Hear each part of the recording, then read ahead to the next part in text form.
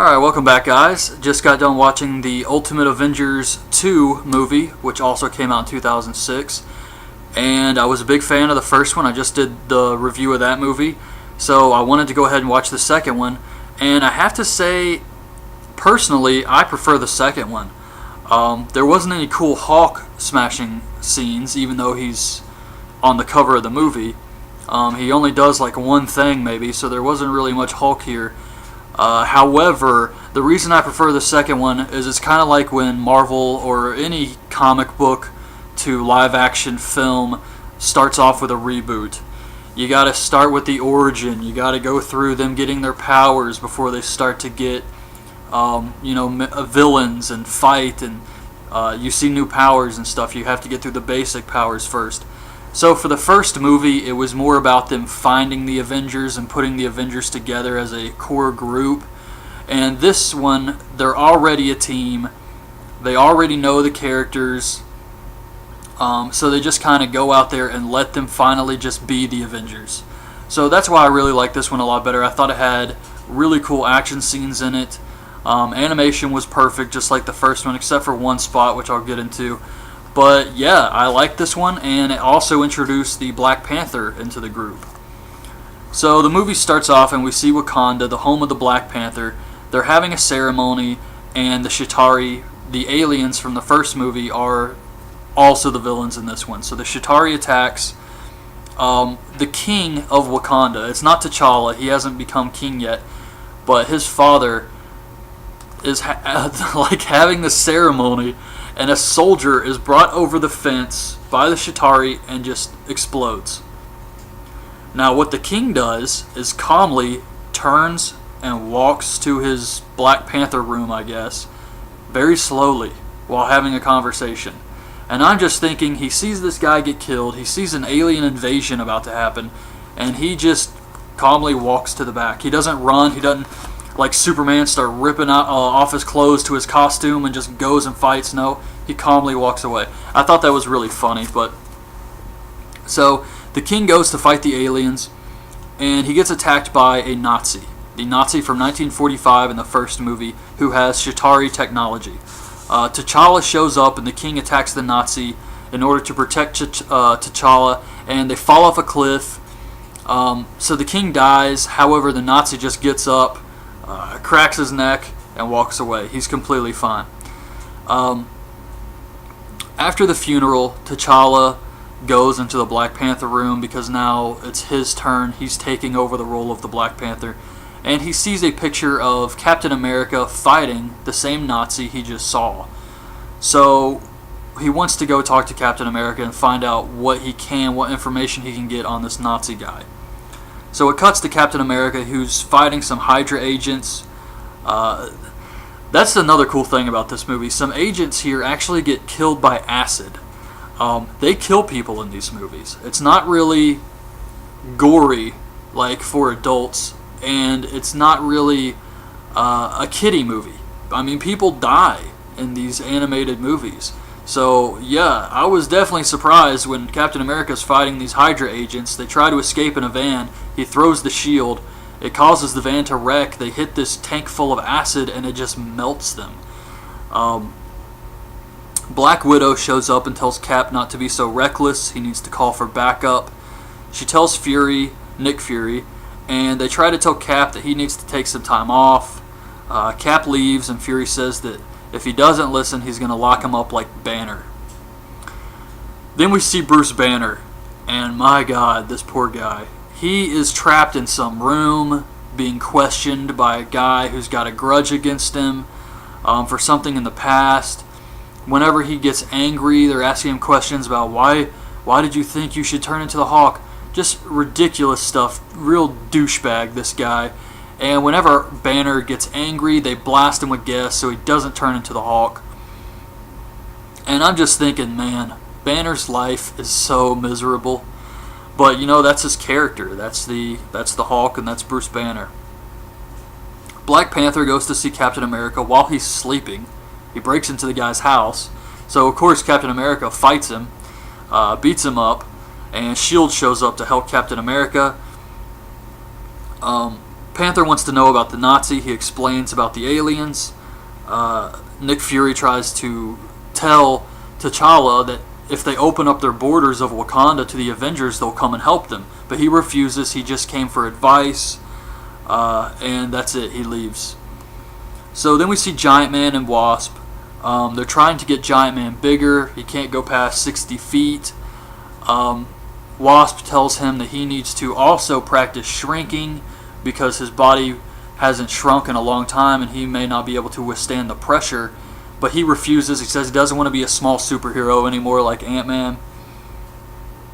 So then we see, they're basically just showing all the Avengers here. Then we see Tony Stark, who is in the Himalayas or something, walking around. They play spy music like he's 007. I thought that was ridiculous. His chest plate starts to run out of power, so he's got to put another chest plate in. You know, Iron Man has lived with this problem for years. He knows that when the chest plate gets low, he puts a new one in, he's good to go. However, it gets really low. He starts to freak out. He opens up his bag looking for one, and they act like it's all suspenseful, like Iron Man may not have a chest plate and could die here. Yeah, right. I mean, come on, are we supposed to believe Iron Man went to the Himalayas and didn't pack enough chest plates? Seriously? That's stupid. The guy's had this problem for years. It's like a diabetic or something. They have to have insulin. They're going to keep insulin with them. I mean, and he's a genius. I mean, come on. But then we see Thor. He's doing some ritual. He's definitely a hippie. In fact, later on, Nick Fury says they can't find Thor. They've checked all these activist meetings. I don't know if this is something in the Ultimates comic line where Thor is like a big hippie activist. But yes, they mention it here, just like the first movie. He's doing a ritual, and he has this vision of the Avengers all dead. Then we see Betty Ross telling Banner about the new aliens attacking, and that she has been chosen to be a witness in the case that Fury is bringing against Banner for the Hulk's destruction.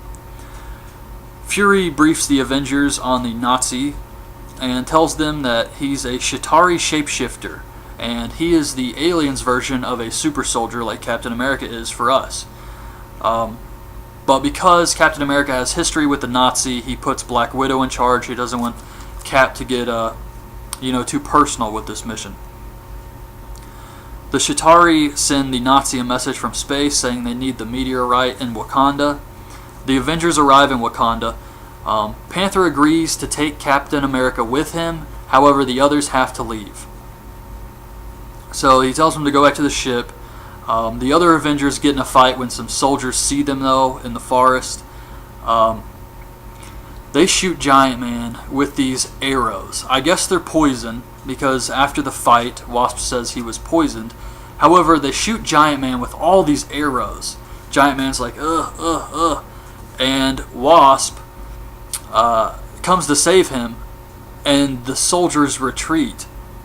They have no problem fighting a giant 60-foot tall man, like Giant Man, with just some bows and arrows. However, Wasp, well, she's not that small. She's probably like that big. But Wasp comes, and they retreat. They're like, oh my god, we got to get the hell out of here now. So I thought, come on, man. But yeah, that part was kind of funny. So Panther comes to the Avengers' aid and tells them, the Wakandans, that he invited them here. However, they have to leave. So he forces them to leave. They regroup, and Cap, on the ship, as they're leaving, sees a Chitauri. So he jumps back down on his own and leaves. Black Panther is removed of his position by the elders, and Panther sees a Chitauri, and he goes and starts fighting it. So Cap shows up, sees Black Panther fighting it, tells him they can get some answers from it, and they agree to take it aboard the ship. Well, once it's on the ship, the Black Panther Cap Saul turns into the Nazi, because it's a shapeshifter. So it turns into the Nazi, and it actually escapes with the alien and Cap's shield. Wasp is hurt in the attack. She ends up in a coma. The Avengers ship gets hit by a giant alien blast, which causes it to explode, but Thor shows up and teleports them out of the burning ship to safety. I didn't even know he could do this. Thor can just teleport anywhere he wants? I mean, I never really read Thor comic books growing up. I've seen the movie, and I've seen the Avengers, but I don't remember him ever just using lightning to teleport, but maybe he can. I don't know. So the Chitauri start to attack Wakanda and other cities all across the world. They release some big energy field that covers the earth. They attack with big, like these huge armies and these gigantic spider-like walkers, which was pretty cool. Panther goes against the Elders' orders and asks S.H.I.E.L.D. for help, since the Chitauri are after Wakanda's vibranium. That's all they really want. The Avengers show up to Wakanda. Iron Man switches back into his War Machine armor, which was really awesome. And Wasp wakes up from her coma and sees the attack outside, how the aliens are attacking the world. She runs into Betty, who, with Banner's help, has created a gamma weapon that disrupts the vibranium. So the guy holding Banner prisoner tries to kill him. Betty and Wasp show up. They think Banner's dead. Of course he's not dead, but we don't see him turn until later. Cap fights the Nazis, and he goes to fight the Nazi guy. He gets his shield back. Betty and Wasp show up to Wakanda, and they give the gamma gun to War Machine. Giant Man shrinks down to go with War Machine to stop the aliens, despite the risk to his body because he hasn't shrunk in a while. But he shrinks down to really small so he can ride with War Machine. Thor distracts the mothership, which has this giant cannon, so that War Machine and Giant Man can sneak inside. Meanwhile, Cap and Panther stop the Nazi, who turns into a giant centipede thing, and they trap him in some type of liquid. I guess it was vibranium, liquid vibranium. Meanwhile, on the mothership, Giant Man turns big to hold off the soldiers so that War Machine can go ahead and blow up the mothership. Giant Man kind of sucks. He's horrible. In both movies, he can do nothing but take damage, and even that he sucks at. When he's getting hit with the arrows, when he's trying to buy time for War Machine, you have these. I'm serious when I say this. The soldiers are lined up in a row. All he would have to do is kick them. He's huge. He could kick them. There's some right next to his head shooting him with lasers. He could easily swat them down. Giant Man chooses to go, He is horrible in these movies. I mean, it's absurd how bad he is for his power. He's so big, he doesn't need a power, he just hits things. Yet he never hits anything. So yeah, Giant Man really sucks. Then we see War Machine blast the center of the ship, and Giant Man and War Machine escape. However, there's an explosion. I'm not really sure what happens. However, Giant Man dies. They land back in Wakanda from the explosion. Giant Man is hurt. He says something to Wasp, and then he dies. Yeah, he's pretty bad. So Iron Man, or War Machine, uses the last of his power to deflect a piece of rubble.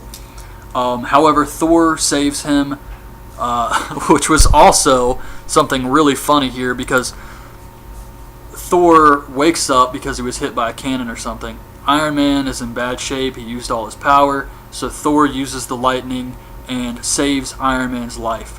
However, he didn't try crap for Giant Man. Giant Man dies, that's it. Iron Man dies, he performs something to at least try to save him. Giant Man got nothing. So the Avengers get back. They get back home, they've stopped the alien threat, and we see that the Hulk has escaped. He's kind of hiding, watching them, and then he just jumps away, does his own thing, and that's it really. They have a small funeral with Giant Man, and Nick Fury and Thor drink some beer, and the movie ends. Like I said, I thought it was... I mean, I know I'm kind of picking on some of the goofier stuff, but that doesn't mean I didn't like the movie. I thought it was really entertaining, had some great fight scenes, some great action. Like I said before, we do see Banner turn into the Hulk. He attacks one of the Spider Walker things. That's it. The last time we see him is before the end of the movie, where he escapes. So yeah, Hulk doesn't do anything in this movie. However, I still thought the final battle was really cool with the huge Chitauri army fighting the Avengers. and the Wakandan army, Black Panther. All these guys had some really great fight scenes. So overall, I really did like the movie.